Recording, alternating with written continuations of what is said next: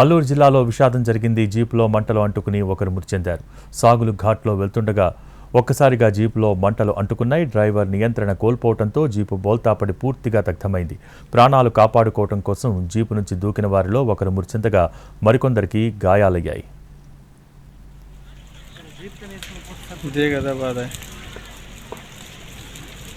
దూకేస్తారే అర్జెంటుగా అంతే. దానికి అదే ఫైర్ అయిపోయిందా? అక్కడ అగ్గి అదే ముట్టుకొని పోయింది. ఇన్సూరెన్స్ ఖచ్చితంగా ఉండాలా?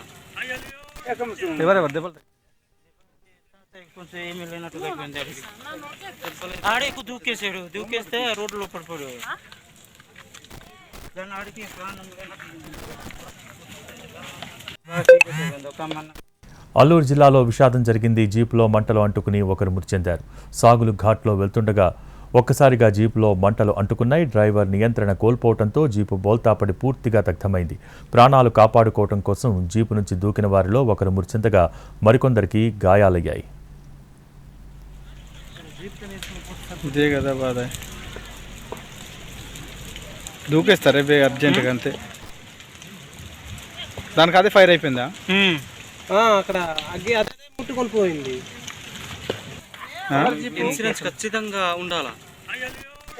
ఎవరెవరు దెబ్బలు కొంచెం ఏమీ లేనట్టుగా అయిపోయింది. ఆడే ఎక్కువ దూకేస్తే రోడ్లో పడిపోయాడు.